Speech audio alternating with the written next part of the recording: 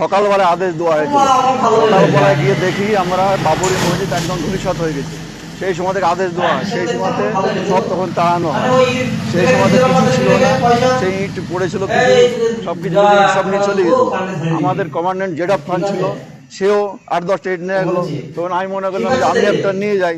সেই সময়তে আমি একটা ইট নিয়ে ব্যাগের মধ্যে ঢুকে নিয়ে এসেছিলাম। এবং আমার এই ভাইপুর খানপাড়া মসজিদে আমার এটার সঙ্গে রক্ষণ করে রাখা ছিল। আর এখন যেহেতু আমাদের হুমায়ুন কবির বাবরি মসজিদ তৈরি করছে, সেই অনুযায়ী আমি তো মনে করলাম যে এটা যদি আমি দান করতে পারি সবচেয়ে পুণ্যের কাজ হবে। এই জন্য আমি হুমায়ুন কবির তথা বাবরি মসজিদের জন্য যে বেলডাঙ্গা হচ্ছে সেটাতে আমি মুক্ত হস্তে দান করি এবং আমার পাড়া প্রতিবেশী যারা আছে সবাই আমরা এটাতে ই করতে। পূর্ব থেকে আমাদের ডিউটিতে তৈনাত রাখা হয়েছিল আমাদের একমাত্র।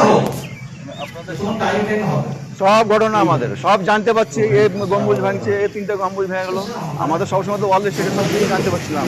তখন তো অত মোবাইল ছিল না। হ্যাঁ,